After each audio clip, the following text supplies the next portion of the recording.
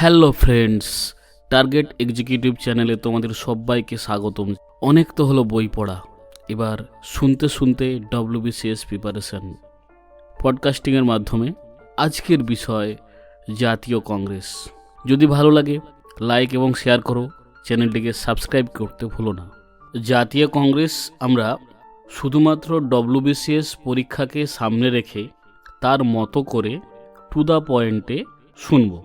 জাতীয় কংগ্রেসের প্রতিষ্ঠা কোনো আকস্মিক ঘটনা ছিল না। 1885 সালে 1885 অক্টোবিয়ান হিউম ভারতের জাতীয় কংগ্রেস প্রতিষ্ঠা করেন। এখানে ঐতিহাসিক রজনীপাম দত্ত বলেছেন, হিউম ও ডাফরিনের মধ্যে ষড়যন্ত্রের ফলশ্রুতি হলো কংগ্রেস। এখন ডাফরিনকে না, সেই সময়কার ভাইসরয় ছিলেন ডাফরিন। হিউমের জীবনীকার ওয়েডার বার্ন বলেছেন যে হিউম ছিলেন একজন অবসরপ্রাপ্ত ইংরেজ সিভিলিয়ান। তিনি এক গোপন পুলিশ রিপোর্ট থেকে জানতে পেরেছিলেন ইংরেজদের বিরুদ্ধে ভারতীয়দের তীব্র অসন্তোষের কথা। তো সেই অসন্তোষকে বাইপাস করার জন্য তার একটি সংগঠনের প্রয়োজন হয়েছিল, যেটাকে তিনি সেফটি ভালভ হিসাবে ব্যবহার করতে চেয়েছিলেন। অন্যদিকে বিপিনচন্দ্রর মতে সুরেন্দ্রনাথ ব্যানার্জি ভারতের জাতীয় কংগ্রেস গঠনের জন্য বিশেষ উদ্যোগী হয়েছিলেন। 1876 সালে 1876 সুরেন্দ্রনাথ ভারত সভা গঠন করে জাতীয় কংগ্রেসের গঠনের জন্য যে অনুকূল মানসিক পরিবেশ সেটা সৃষ্টি করেছিলেন। তারপরে 1883 সালে 1883-তে সর্বভারতীয় অধিবেশন, যেটা অল ইন্ডিয়া ন্যাশনাল কনফারেন্স হয়েছিল, সেখানেই কিন্তু জাতীয় কংগ্রেসের পটভূমি তৈরি হয়ে গিয়েছিল। তারপর 1885 সালে জাতীয় কংগ্রেস প্রতিষ্ঠিত হয়। 1885 সালের 28শে ডিসেম্বর উমেশচন্দ্র বন্দ্যোপাধ্যায়, যাকে আমরা সংক্ষেপে ডব্লিউসি ব্যানার্জি বলি, ওনার সভাপতিত্বে বোম্বাই শহরের গোকুলদাস তেজপাল সংস্কৃত কলেজে 72 জন প্রতিনিধি নিয়ে জাতীয় কংগ্রেসের প্রথম অধিবেশন বসে। এর দ্বিতীয় অধিবেশন 1886 সালে কলকাতায় বসেছিল। তার সভাপতি ছিলেন দাদাভাই নৌরাজি। জাতীয় কংগ্রেস প্রতিষ্ঠাকালে ভাইসরয় ছিলেন বড়লাট ডাফরিন। হিউম এই কংগ্রেসকে একটি সেফটি ভালভ হিসাবে দেখতেন, তবে লর্ড ডাফরিন এই কংগ্রেসকে অতি ক্ষুদ্র আনুবীক্ষণিক সংস্থা হিসাবে উপহাস করতেন। এরপর আমরা কংগ্রেসের বিভিন্ন গুরুত্বপূর্ণ অধিবেশনগুলো জেনে নেব। কংগ্রেসের তৃতীয় অধিবেশন 1887 সালে 1887-এ মাদ্রাসে বসেছিল। এখানে একটা গুরুত্বপূর্ণ প্রশ্ন আসে, প্রথম মুসলিম সভাপতি বদরুদ্দিন তয়বজি, এটা পরীক্ষায় অনেকবার এসেছে। এরপর আসে 1888 সাল এলাহাবাদে সেশন বসে। এখানে ফার্স্ট ইংলিশ প্রেসিডেন্ট জর্জ উইলো। এরপরে যেটা নেক্সট ইম্পর্ট্যান্ট সেশন, সেটা হচ্ছে 1905 বেনারস সেশন, জি.কে. গোখলে। এখানেই স্বদেশী যে আন্দোলন সেটাকে কংগ্রেস সমর্থন জানায়। এরপর মোস্ট ইম্পর্ট্যান্ট সেশন 1907 সালে সুরাট অধিবেশন। এখানে রাসবিহারী ঘোষ সভাপতি হয়েছিলেন। এখানে কংগ্রেস দুটো দলে বিভক্ত হয়ে যায়, চরমপন্থী এবং নরমপন্থী। এই বিভাগের কারণটা মূলত ছিল, যেটা তাৎক্ষণিক কারণ, সেটা হচ্ছে সভাপতি নির্বাচনকে কেন্দ্র করে। যারা চরমপন্থী তারা তিলককে সভাপতি করতে চেয়েছিলেন, কিন্তু নরমপন্থীরা তিলককে সভাপতি করতে রাজি হননি। এই নিয়ে চরমপন্থীদের মধ্যে অসন্তোষ দেখা দেয় এবং এখানে কংগ্রেস দুটি দলে ভাগ হয়ে যায়, চরমপন্থী এবং নরমপন্থী। এই ঘটনাকে সুরাট স্প্লিট বলা হয়। এরপর নেক্সট যেটা সেশন, সেটা হচ্ছে 1908 সাল মাদ্রাস সেশন। এখানেও সভাপতি ছিলেন রাসবিহারী ঘোষ। এখানে কংগ্রেসের কনস্টিটিউশন তৈরি করা হয়। এরপর আসছে 1916 সালের লখনৌ সেশন। এখানে সভাপতি ছিলেন অম্বিকাচরণ। এখানে কংগ্রেসের চরমপন্থী এবং নরমপন্থী এই দুই দলের পুনর্মিলন ঘটে। সেই সঙ্গে সঙ্গে মুসলিম লীগ জাতীয় কংগ্রেসের সঙ্গে চুক্তিবদ্ধ হয় একসঙ্গে কাজ করার। এই চুক্তিকে বলা হয় লখনৌ প্যাক্ট। এখানেই মোহাম্মদ আলী জিন্নাকে উপাধি দেওয়া হয় ambassador of Hindu and Muslim unity. এরপর আসছে 1917 সালে কলকাতা সেশন। এখানে অ্যানি বেসান্ত সভানেত্রী হয়েছিলেন। অ্যানি বেসান্ত হলেন জাতীয় কংগ্রেসের প্রথম মহিলা সভানেত্রী বা মহিলা প্রেসিডেন্ট।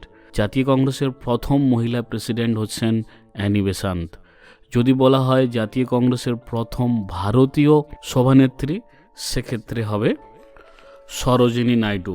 উনি 1925 সালে কানপুর সেশনের প্রেসিডেন্ট হয়েছিলেন। First Indian women president Sarojini Naidu. এরপর 1920 সালে নাগপুর সেশন, প্রেসিডেন্ট ছিলেন সিআর দাস, চিত্তরঞ্জন দাস। 1920 সালে আরেকটা স্পেশাল সেশন হয়, কলকাতা স্পেশাল সেশন, যেটার সভাপতি ছিলেন লালা লাজপত রায়। এখানে নন কোঅপারেশন মুভমেন্ট যেটা হয়েছিল, অসহযোগ আন্দোলন প্লাস খিলাফত আন্দোলন, এই দুটি আন্দোলনের জন্য এখানে বিশেষ সভা ডাকা হয়েছিল, সেটা 1920 সালে। এরপর 1922 সাল গয়া সেশন, সিআর দাস ছিলেন প্রেসিডেন্ট। এখানে মূল কংগ্রেসের সঙ্গে চিত্তরঞ্জন দাসের একটা মতপার্থক্য হয়, উনি আলাদাভাবে স্বরাজ দল তৈরি করেন। মোস্ট ইম্পর্টেন্ট যেটা, এরপর 1924-এ বেলগাঁও সেশন, এখানে গান্ধীজি সভাপতি হয়েছিলেন, ওই একবারই হয়েছিলেন উনি। তারপর যেটা একটু আগে বললাম, 1925 সাল Kanpur, Sarojini Naidu first Indian women president হয়েছিলেন। 1928 সাল কলকাতা সেশন, মতিলাল নেহেরু প্রেসিডেন্ট ছিলেন। এই সময় first all India youth Congress তৈরি হয়েছিল। তারপর আসছে 1929 সালের লাহোর কংগ্রেস, যেখানে তরুণ তুর্কি নেতা জওহরলাল নেহরু প্রেসিডেন্ট হয়েছিলেন। এখানেই পূর্ণ স্বরাজ রেজুলেশন পাস্ট হয়েছিল। এই যে পূর্ণ স্বরাজ যে রেজুলেশন, এটা লিখেছিলেন কিন্তু গান্ধীজি, এবং ওখানেই প্রথম জাতীয় পতাকা উত্তোলিত হয়ে কংগ্রেস পূর্ণ স্বাধীনতার দাবি করেছিল প্রথম। 1931 করাচি সম্মেলন, এখানে বল্লভভাই প্যাটেল সভাপতি হয়েছিলেন। এখানে ফান্ডামেন্টাল রাইট এই নিয়ে রেজলিউশন পাস করা হয়। এরপর যেটা ইম্পর্টেন্ট সেশন, সেটা হচ্ছে 1934-এর। এখানে সভাপতি ছিলেন রাজেন্দ্র প্রসাদ। সেশনটা হয়েছিল বোম্বাইতে। এখানে কংগ্রেস সোশ্যালিস্ট পার্টি ফর্মড হয়েছিল। তারপর আসছে 1937 সাল ফৈজপুরে, এখানেও জওহরলাল নেহরু প্রেসিডেন্ট ছিলেন। প্রথম সেশন যেটা গ্রামে করা হয়। তারপর যে দুটো ইম্পর্টেন্ট সেশন, 1938 এবং 1939। 1938-এ হরিপুরা কংগ্রেস, এখানেও সুভাষচন্দ্র বসু সভাপতি হয়েছিলেন। 1939 ত্রিপুরী কংগ্রেস, এখানেও সুভাষচন্দ্র বসু সভাপতি হয়েছিলেন। তো ত্রিপুরী কংগ্রেসের একটা বিশেষ বৈশিষ্ট্য হলো, এখানে সুভাষচন্দ্র বসুকে ভোটে জিতে সভাপতি হতে হয়েছিল। উনি সীতারাম মাইয়াকে হারিয়ে সভাপতি হয়েছিলেন। পরে বোস রিজাইন করেন, তারপরে সভাপতি হন রাজেন্দ্র প্রসাদ। দেশ যখন স্বাধীন হয় তখন কংগ্রেসের সভাপতি ছিলেন জে.বি. কৃপালানি। পর কংগ্রেস সম্পর্কে আমরা কয়েকটি গুরুত্বপূর্ণ তথ্য জেনে নেব। জাতীয় কংগ্রেসের জনক বলা হয় অ্যালান অক্টোভিয়ান হিউমকে। যখন জাতীয় কংগ্রেস প্রতিষ্ঠিত হয় তখন ভাইসরয় ছিলেন বড়লাট ডাফরিন। হিউম কংগ্রেসকে সেফটি ভালভ হিসেবে দেখতেন, ডাফরিন কংগ্রেসকে অতি ক্ষুদ্র আণুবীক্ষণিক সংস্থা হিসেবে দেখতেন। 1906 সালে কলকাতা অধিবেশনে ঘোষণা করা হয়, ব্রিটিশ সাম্রাজ্যের অভ্যন্তরে স্বায়ত্ত শাসন অর্জন করাই হল কংগ্রেসের মূল লক্ষ্য। সভাপতি ছিলেন দাদাভাই নৌরাজি। 1907 সালের সুরাট অধিবেশনে কংগ্রেসের চরমপন্থী ও নরমপন্থীদের বিরোধ চরমে পৌঁছায় এবং তারা আলাদা হয়ে যায়। এই সময় সভাপতি ছিলেন রাসবিহারী ঘোষ। এর ইমিডিয়েট কজ ছিল ইলেকশন অফ প্রেসিডেন্ট। 1929 সালের 31শে ডিসেম্বর লাহোর অধিবেশনে রাভি নদীর তীরে সভাপতি জওহরলাল নেহরু স্বাধীনতার প্রতীক ত্রিবর্ণ রঞ্জিত পতাকা উত্তোলন করেন। তিনি ঘোষণা করেন, কংগ্রেসের লক্ষ্য পূর্ণ স্বরাজ বা পূর্ণ স্বাধীনতা। 1930 সাল থেকে 26শে জানুয়ারি স্বাধীনতা দিবস পালিত হয়। এই 26শে জানুয়ারির প্রতি সম্মান প্রদর্শনের জন্য ভারতীয় সংবিধান 1950 সালের 26শে জানুয়ারি থেকে কার্যকর হয় এবং এই 26শে জানুয়ারি দিনটিকে গণতন্ত্র দিবস হিসাবে আজও পালন করা হয়। জাতীয় কংগ্রেসের দ্বারা পাবলিশ করা প্রথম উইকলি পেপার সেটার নাম ছিল ইন্ডিয়া। এটা পাবলিশড হয়েছিল 1889 সালে। নেল্লি সেনগুপ্তা, ইনি ছিলেন প্রথম বাঙালি মহিলা সভাপতি। মহিলা সভাপতিতে 3টে প্রশ্ন আসতে পারে। প্রথম মহিলা সভাপতি অ্যানি বেসান্ত, প্রথম ভারতীয় মহিলা সভাপতি সরোজিনী নাইডু, প্রথম বাঙালি মহিলা সভাপতি নেল্লি সেনগুপ্তা। কংগ্রেসকে অস্ত্রবিহীন গৃহযুদ্ধ বলেছিলেন Syed Ahmed, civil war without arms. ভারতের জাতীয় কংগ্রেসের ইতিহাস এই বইটা লিখেছেন সীতারাম মাইয়া। সবচেয়ে বেশি সময় ধরে সভাপতি ছিলেন মৌলানা আবুল কালাম আজাদ। উনি 1941 সাল থেকে 1945 সাল পর্যন্ত একটানা সভাপতি ছিলেন।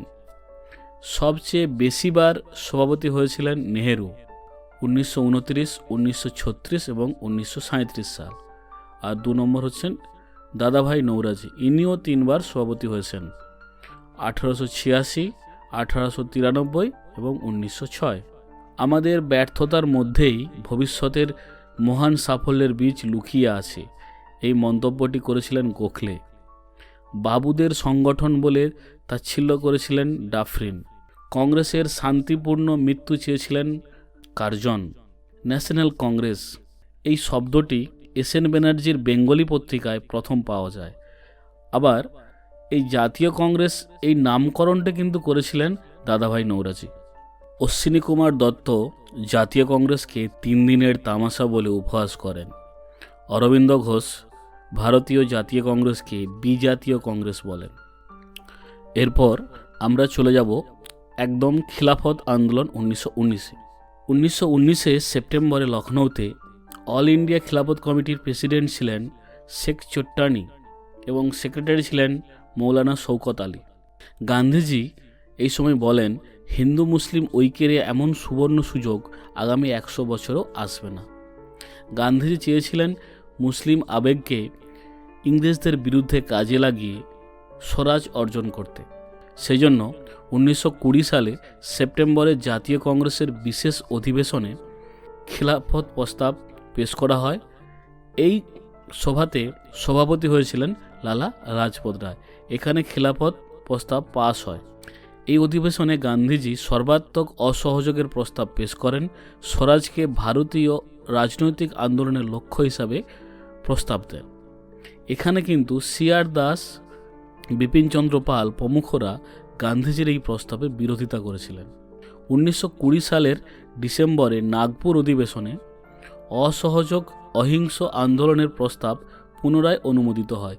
সেক্ষেত্রে সভাপতি ছিলেন সি.আর. দাস বা চিত্তরঞ্জন দাস। এখানে একটা জিনিস মনে রাখতে হবে, এই নাগপুর সেশনে সি.আর. দাস কিন্তু গান্ধীজিকে সমর্থন করেছিলেন। এখানে স্থির হয় কংগ্রেসের আন্দোলনের লক্ষ্য হবে 1919-এ পাঞ্জাবে ঘটে যাওয়া জালিয়ানওয়ালাবাগ হত্যাকাণ্ডের প্রতিকার করা, খিলাফত সমস্যার সমাধান করা এবং স্বরাজ অর্জন করা। এই সময় গান্ধীজি ঘোষণা করেন স্বরাজ উইথিন 1 ইয়ার। 1920 সালে 1 জানুয়ারি গান্ধীজি কাইজার ই হিন্দ স্বর্ণপদক ফেরত দিয়ে অসহযোগ আন্দোলন সূচনা করেছিলেন। এই কাইজার ই হিন্দ এই স্বর্ণপদকটি গান্ধীজিকে ইংরেজরাই দিয়েছিল। 1914 সালে প্রথম বিশ্বযুদ্ধের সময় উনি ভারতীয় সেনাদের ইংরেজদের হয়ে যুদ্ধ করার জন্য উদ্বুদ্ধ করেছিলেন। তার সম্মানার্থে ইংরেজরা গান্ধীজিকে কাইজার ই হিন্দ এই স্বর্ণপদকটি উপহার দিয়েছিল। গান্ধীজি এই স্বর্ণপদক ফেরত দিয়ে এই আন্দোলনের সূচনা করেন। 1921 সালে 31 মার্চ কংগ্রেসের বিজয়ওয়াড়া অধিবেশনে আরও 2টি প্রস্তাব গৃহীত হয়। তিলক স্বরাজ ফান্ড গঠিত হয় এবং 1 লক্ষ চরকা বিতরণের সিদ্ধান্ত করা হয়। এই তিলক স্বরাজ ফান্ড সেটার জন্য মনে রাখতে হবে, গান্ধীজি যেই দিন অসহযোগ আন্দোলনের সূচনা করেন 1920 সালের 1 আগস্ট, ওই দিনই মহামান্য তিলক মারা যান। গান্ধীজির নেতৃত্বে ভারতীয় জাতীয় কংগ্রেসের সর্বভারতীয় আন্দোলন ছিল এটাই প্রথম। এই আন্দোলনে যারা নেতৃত্ব দিয়েছিলেন তাদের মধ্যে উল্লেখযোগ্য হল নেতাজি সুভাষচন্দ্র বসু, যিনি আইসিএসের চাকরি ছেড়ে দেন, চিত্তরঞ্জন দাস, মতিলাল নেহেরু, বল্লভভাই প্যাটেল, বিঠলভাই প্যাটেল, রাজা গোপালচারী, জাকির হোসেন, আচার্য নরেন্দ্রদেব। মুসলিম নেতৃত্ববৃন্দ ছিলেন মোহাম্মদ আলী, শৌকত আলী, হজরত মোহানি, হাকিম আজমল খান, মৌলানা আবুল কালাম আজাদ। মহিলাদের মধ্যে ছিলেন বাসন্তী দেবী, সরোজিনী নাইডু, উর্মিলা দেবী। এই সময় প্রিন্স অফ ওয়েলস ভারতে আসেন 1921-এ। এর ফলে বোম্বাই এবং কলকাতায় ধর্মঘট পালিত হয়। এই সময় সিআর দাস, চিত্তরঞ্জন দাস একটা গুরুত্বপূর্ণ মন্তব্য করেছিলেন, সারা ভারতই আজ এক বিশাল কারাগার, সুতরাং কি এসে যায় যদি আজকে জেলের ভিতরে থাকি বা বাড়িতে থাকি। এই চিত্তরঞ্জন দাসই হলেন নেতাজির রাজনৈতিক গুরু। এরপর 1922 সালে 5ই ফেব্রুয়ারি গোরখপুরে চৌরি চোরার ঘটনা ঘটে। এখানকার উৎক্ষিপ্ত জনতারা ওখানকার থানাতে আগুন লাগিয়ে দেয় এবং থানার মধ্যে কর্মরত পুলিশ কর্মীরা মারা যায়। এই ঘটনার পরিপ্রেক্ষিতে গান্ধীজি এই অসহযোগ আন্দোলন তুলে নেন। গান্ধীজি 1922 সালে 22শে ফেব্রুয়ারি তুলে নেন এবং কংগ্রেস তুলে নেয় 25শে ফেব্রুয়ারি। গান্ধীজির এই আন্দোলন মাঝপথে বন্ধ করে আন্দোলনকে তুলে নেওয়ার ফলে সবাই মুষড়ে পড়েন। নেতাজি এই ঘটনাকে জাতীয় দুর্দৈব বা ন্যাশনাল ক্যালামিটি বলে উল্লেখ করেছেন। ঐতিহাসিক রজনীপাম দত্ত বলেন, পর্বত বাস্তবে মুশিক প্রসব করল। মতিলাল নেহরু এবং লালা লাজপত রায় এখানে বলেন, একটি জায়গার জনতার পাপের ফলে গান্ধীজি গোটা দেশকেই আজ শাস্তি দিলেন। এরপর 1922 সালের 10ই মার্চ গান্ধীজির জেল হয়, তবে অসুস্থতার কারণে 1924 সালে উনি ছাড়া পান। 1922 সালে ডিসেম্বর মাসে গয়া অধিবেশনের সভাপতি ছিলেন চিত্তরঞ্জন দাস। উনি সভাপতির ভাষণে আইনসভায় প্রবেশ করার প্রস্তাব দেন। এই প্রস্তাব নিয়ে প্রচণ্ড বিতর্ক সৃষ্টি হয়। এখানে যারা উপস্থিত ছিলেন তারা দুটি দলে ভাগ হয়ে যান, প্রো চেঞ্জার এবং নো চেঞ্জার। প্রো চেঞ্জার যারা, তাদের মধ্যে ছিলেন হাকিম আজমল খান, বিঠল ভাই প্যাটেল, মদন মোহন মালব্য, শ্রীনিবাস আয়েঙ্গার, কেলকার প্রমুখরা। এনারা কাউন্সিল এন্ট্রির পক্ষে ছিলেন। নো চেঞ্জার যারা ছিলেন তাদের মধ্যে বল্লভভাই প্যাটেল, রাজেন্দ্র প্রসাদ, ডক্টর আনসারি, KR আয়েঙ্গার, চক্রবর্তী রাজা গোপালচারী, এনারা কাউন্সিল এন্ট্রির বিপক্ষে ছিলেন। এর পরের দিনই 1923 সালের 1 জানুয়ারি চিত্তরঞ্জন দাস কংগ্রেস খিলাফত স্বরাজ দল বা স্বরাজ দল গঠন করেন। এই স্বরাজ দলের প্রেসিডেন্ট ছিলেন সিআর দাস, সেক্রেটারি ছিলেন মতিলাল নেহরু। 1923 সালের নির্বাচনে স্বরাজ দল 101 আসনের মধ্যে 45টা আসন লাভ করে। লেজিসলেটিভ অ্যাসেম্বলিতে সংখ্যাগরিষ্ঠতা না পাওয়ার জন্য জিন্নার ইন্ডিপেন্ডেন্ট পার্টির সঙ্গে হাত মিলিয়ে একটি ন্যাশনালিস্ট পার্টি গঠন করে। এই স্বরাজ দলের দাবিগুলির মধ্যে উল্লেখযোগ্য ছিল 1919 সালের চেমসফোর্ড মন্টেগু অ্যাক্টের সংস্কার দাবি জানানো হয়। এই দাবি শুনে সরকার 1924 সালে আলেকজান্ডার মুদিম্যান কমিটি গঠন করে। পাবলিক সার্ভিস সংক্রান্ত বিষয়ের অনুসন্ধানের জন্য লি কমিশন তৈরি করা হয়। সামরিক বাহিনীর ভারতীয়করণ করার জন্য স্কিন কমিটি গঠিত হয়। সিআর দাস কলকাতা পৌরসভার মেয়র হিসাবে নিযুক্ত হন। চিফ এক্সিকিউটিভ হিসাবে নিযুক্ত হয়েছিলেন সুভাষচন্দ্র বসু। বল্লভভাই প্যাটেল আহমেদাবাদ পৌরসভা, বিঠল ভাই প্যাটেল বোম্বে পৌরসভা, রাজেন্দ্র প্রসাদ পাটনা, নেহরু এলাহাবাদ। 1925 সালে বিঠল ভাই প্যাটেল কেন্দ্রীয় আইনসভার স্পিকার হিসাবে নির্বাচিত হন। 1925 সালে সিআর দাস মারা যান। 1923 এবং 1926 এই দুই নির্বাচনে স্বরাজ দল অংশগ্রহণ করে। 1930 সালে স্বরাজ দল কেন্দ্রীয় আইনসভা থেকে সরে আসে। এরপর আসছে সাইমন কমিশন বিতর্ক। সাইমন কমিশন গঠিত হয় 1927 সালে। এর উদ্দেশ্য ছিল ভারতের সাংবিধানিক সংস্কার। একে অল হোয়াইট কমিশন বলা হতো কারণ এতে কোনো ভারতীয় সদস্য ছিল না। এতে টোটাল সদস্য ছিল 7 জন। 1919 সালের মন্টেগু চেমসফোর্ড যে অ্যাক্ট পাস হয়েছিল তার তত্ত্বাবধানের জন্য বা তার রিভিউ করার জন্য এই কমিশন তৈরি হয়েছিল। এর অফিসিয়াল নাম ছিল ইন্ডিয়ান স্ট্যাচুটারি কমিটি। 1927 সালে মাদ্রাস অধিবেশনে সাইমন কমিশনের বয়কটের সিদ্ধান্ত নেওয়া হয়। জিন্নাও বয়কট করেন। 1928 সালে সাইমন কমিশন বিরোধী আন্দোলন চালাতে গিয়ে 30 অক্টোবর লাহোরে লালা লাজপত রায় পুলিশের হাতে গুরুতরভাবে আহত হন। এখানে পুলিশ কমিশনার স্ট্যান্ডার্ড এই আদেশটা দিয়েছিলেন। পরে 1929 সালে ভগৎ সিং মিস্টার স্ট্যান্ডার্ডসকে হত্যা করে। এরপর আসে নেহরু রিপোর্ট। ভারত সচিব ব্যাকেনহেড সংবিধান রচনার ক্ষেত্রে ভারতীয়দের যোগ্যতা নিয়ে প্রশ্ন তোলেন।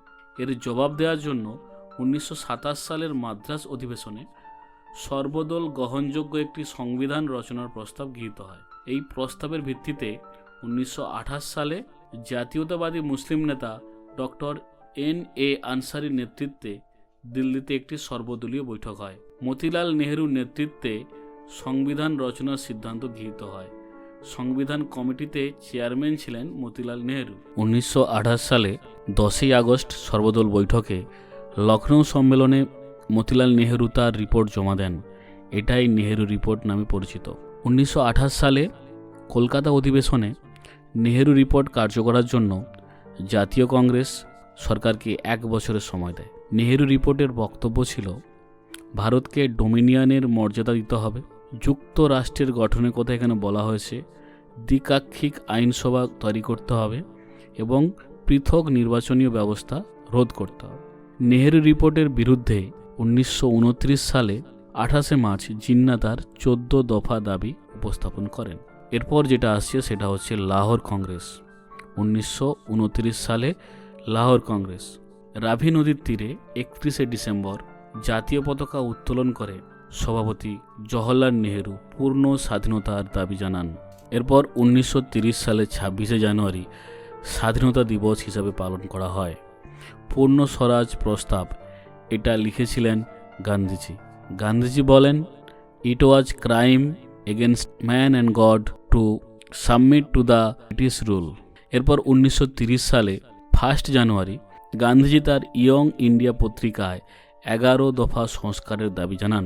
সরকার এতে কর্ণপাত না করায় বড়লাট আরউইনকে গান্ধীজি জানান, নতজানু হয়ে চেয়েছিলাম এক টুকরো রুটি, পেয়েছি পাথর। 11 দফা দাবির মধ্যে উল্লেখযোগ্য ছিল যেগুলো: লবণ কর রোধ করতে হবে, রুপি স্টার্লিং এক্সচেঞ্জ রেশিও কমাতে হবে, রাজনৈতিক বন্দীদের মুক্তি দিতে হবে, পোস্টাল রিজার্ভেশন বিল গ্রহণ করতে হবে, ক্রাইম ইনভেস্টিগেশন ডিপার্টমেন্টের প্রয়োজনীয় সংস্কার করতে হবে, ভূমি রাজস্বের হার কমাতে হবে। কিন্তু সরকার এর কোনোটাই মানেনি। তখন গান্ধীজি 1930 সালের 12ই মার্চ গুজরাটের সবরমতী আশ্রম থেকে লবণ আইন ভঙ্গ করার জন্য 78 জন অনুগামী নিয়ে ডান্ডি উপকূলের উদ্দেশ্যে 1930 সালের 12ই মার্চ রওনা দেন এবং 5 এপ্রিল ডান্ডিতে পৌঁছান। 6 এপ্রিল নিজ হাতে লবণ তৈরি করে লবণ আইন ভাঙেন। শুরু হয়ে যায় আইন অমান্য আন্দোলন। মেদিনীপুরের কাঁথি, তমলুক, দক্ষিণ 24 পরগনা, মহিষবাথান, ডায়মন্ড হারবার, কালিকাপুর প্রভৃতি জায়গায় লবণ তৈরি হতে শুরু হয়। কলকাতার মেয়র যতীন্দ্রনাথ সেনগুপ্ত প্রকাশ্য জনসভায় নিষিদ্ধ গ্রন্থ পাঠ করেন। তামিলনাড়ুতে চক্রবর্তী রাজা গোপালচারী, মালাবারে কে কালাপ্পান ভাইকম সত্যাগ্রহের নায়ক ছিলেন। অন্ধ্র উড়িষ্যাতে উৎকলমণি গোপবন্ধু, নাগাল্যান্ডে রানী গুইডালো প্রমুখ নেতৃবৃন্দ এই আন্দোলনে যোগদান করেন। রানী গুইডালো নাগাল্যান্ডের মেয়ে, জওহরলাল নেহরু এনাকে রানী উপাধি দিয়েছিলেন। নারী নেতৃত্ববৃন্দের মধ্যে ছিলেন কমলা নেহরু, স্বরূপানী নেহরু, সরোজিনী নাইডু, বাসন্তী দেবী, উর্মিলা দেবী, লীনা নাগ প্রমুখ। উত্তর পশ্চিম সীমান্তে খান আব্দুল গফর খান, তার যে দল খোদাই খিদমতগার বা লাল কুর্তা বাহিনী এই আন্দোলনের সমর্থনে ছিল। গান্ধীজি সুরাটের ধারসামায় সরকারি লবণগোলা দখলের সিদ্ধান্ত নেন। 1930 সালে 4 মে গান্ধীজিকে গ্রেপ্তার করা হয়। তখন আন্দোলনের নেতৃত্ব দেন আব্বাস তায়েবজি। 21 মে তাকেও গ্রেপ্তার করা হয়। তখন আন্দোলনের নেতৃত্ব দেন সরোজিনী নাইডু। আন্দোলনের তীব্রতা দেখে সরকার ভয় পায়। আরউইন গান্ধীকে আলোচনার জন্য অনুরোধ করেন। এরপর হয় গান্ধী আরউইন চুক্তি 5 মার্চ 1931। এর অপর নাম দিল্লি চুক্তি। এটার জন্য উদ্যোগ নিয়েছিলেন তেজ বাহাদুর সাপ্রু, VS শাস্ত্রী, MR জয়াকার।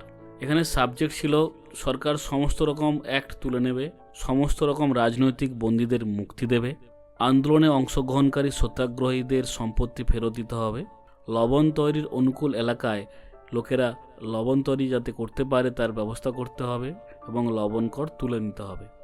বিনিময়ে গান্ধীজি এই আইন অমান্য আন্দোলনের অবসান ঘটাবেন এবং গোলটেবিল বৈঠকে যোগ দেবেন। 3টি গোলটেবিল বৈঠক হয়েছিল, প্রথম, দ্বিতীয়, তৃতীয়। প্রথমটিতে জাতীয় কংগ্রেসের কেউ যোগ দেয়নি, তৃতীয়টিতেও কেউ যোগ দেয়নি, দ্বিতীয়টিতে কংগ্রেসের হয়ে গান্ধীজি যোগ দিয়েছিলেন। এরপর আসছে করাচি অধিবেশন 1931। এখানে গান্ধীজি এবং আরউইনের মধ্যে যে চুক্তি হয়েছিল সেটা অনুমোদিত হয়। এখানে মৌলিক অধিকার বা ফান্ডামেন্টাল রাইট যে কনসেপ্ট সেটা গৃহীত হয় এবং ন্যাশনাল ইকোনমি পলিসি গৃহীত হয়। এখানে কংগ্রেস পূর্ণ স্বাধীনতার পরিবর্তে পুনরায় আবার স্বায়ত্তশাসনের ভাবনায় ফিরে আসে।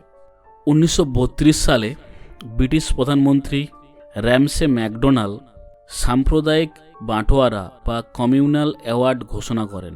মুসলিম, শিখ, ভারতীয় খ্রিস্টান, ইউরোপীয় সম্প্রদায়ের প্রত্যেকের পৃথক পৃথক ভোটাধিকার দেওয়া হয়। হিন্দুদের আবার দুটি শ্রেণীতে বিভক্ত করা হয়, বর্ণ হিন্দু এবং নিম্ন হিন্দু। এরই প্রতিবাদে গান্ধীজি 1932 সালে 20 সেপ্টেম্বর আমরণ অনশন শুরু করেন।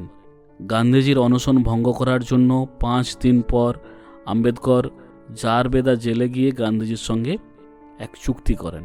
25 সেপ্টেম্বর 1932 এই চুক্তি পুনা চুক্তি নামে পরিচিত।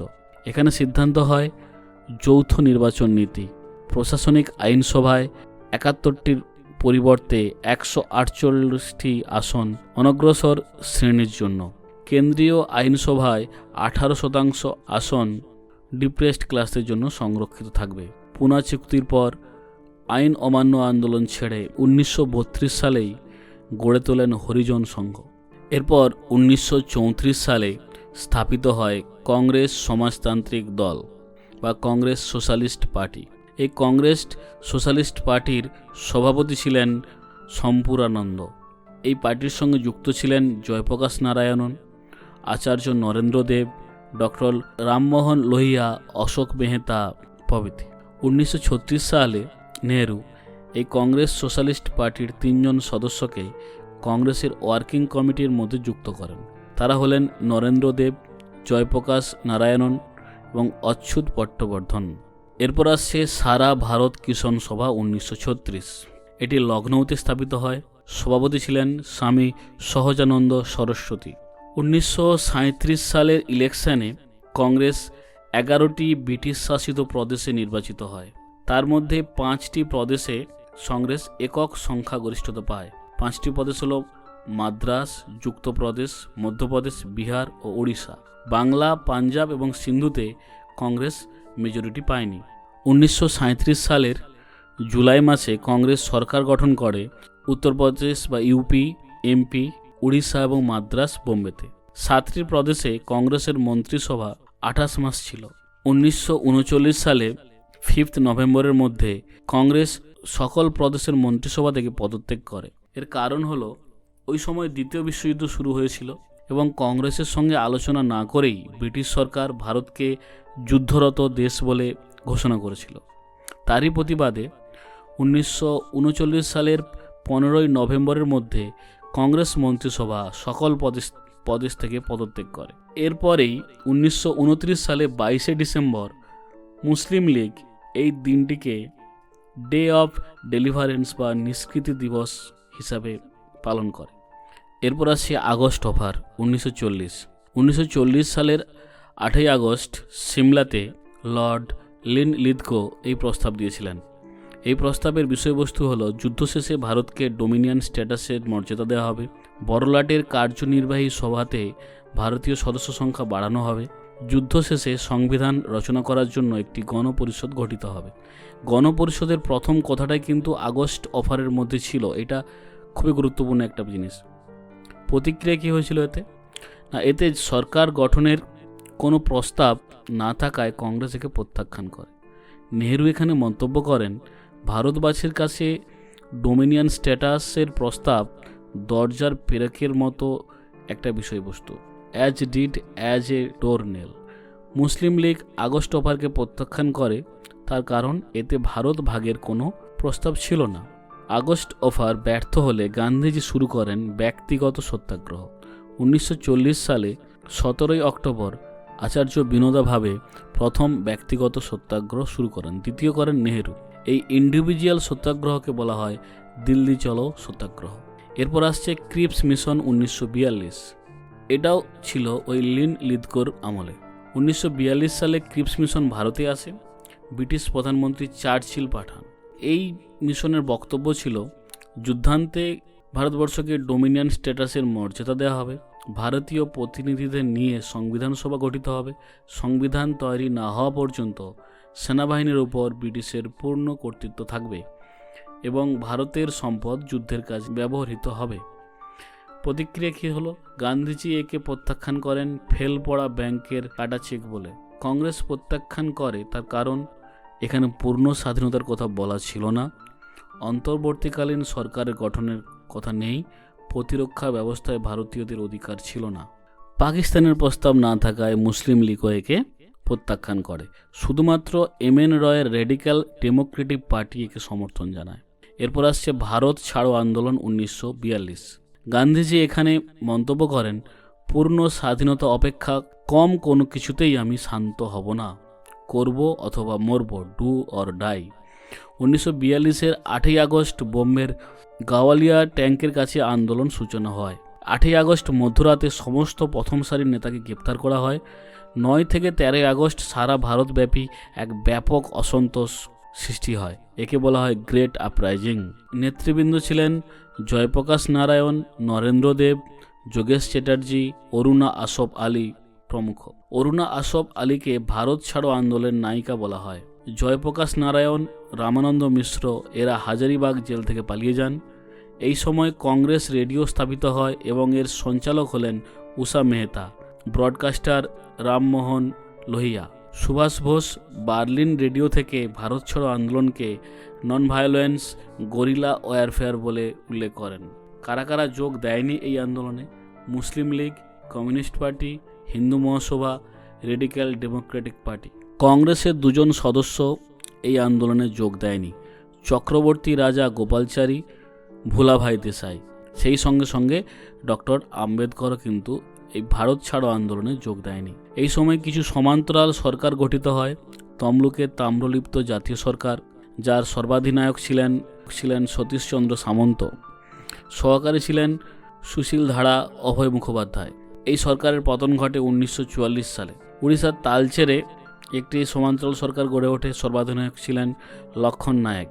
মহারাষ্ট্রের সাতারাতে একটি সমান্তরাল সরকার গড়ে ওঠে, নানা পাটিল, শ্রীনাথ বল এদের নেতৃত্বে। এই সরকারটাই ছিল দীর্ঘস্থায়ী। উত্তরপ্রদেশের বালিয়াতে এটাই সর্বপ্রথম তৈরি হয়েছিল। এখানকার নেতা ছিলেন চিত্তু পাণ্ডে। মেদিনীপুরের তমলুক কোর্ট দখল করতে গিয়ে মাতঙ্গিনী হাজরা পুলিশের গুলিতে মারা যান। কনকলতা বড়ুয়া, আসামের 13 বছরের মেয়ে, পুলিশের গুলিতে মারা যান। ব্রিটিশ সরকারের দমন নীতি। গান্ধীকে আগা খান প্যালেসে সরোজিনী নাইডু সহ বন্দী করা হয়। এখানে গান্ধীজি অনশন করেন। গান্ধীজির জেলে থাকা অবস্থায় তার স্ত্রী কস্তুরবা গান্ধী এবং তার সেক্রেটারি মহাদেব দেশাই মারা যান। 1944 সালে গান্ধীজি মুক্তি পান। গান্ধীজি জেলে থাকার সময় তার হরিজন পত্রিকা সম্পাদনার দায়িত্ব নেন কে.জি. মটসুয়ালা। 1946 সালের 2রা সেপ্টেম্বর নেহেরু নেতৃত্বে কেন্দ্রে অন্তর্বর্তীকালীন সরকার গঠিত হয়। 26শে অক্টোবর মুসলিম লীগ এতে যোগ দেয়। 1947 সালের 15ই আগস্ট দেশ স্বাধীন হয়। দেশ যখন স্বাধীন হয় তখন কংগ্রেসের সভাপতি ছিলেন জে.বি. কৃপালিনী। 1946 সালের 16ই আগস্ট মুসলিম লীগ কংগ্রেসের বিরুদ্ধে প্রত্যক্ষ সংগ্রামের ডাক দিয়েছিল। এর ফলে সাম্প্রদায়িক দাঙ্গা শুরু হয়েছিল।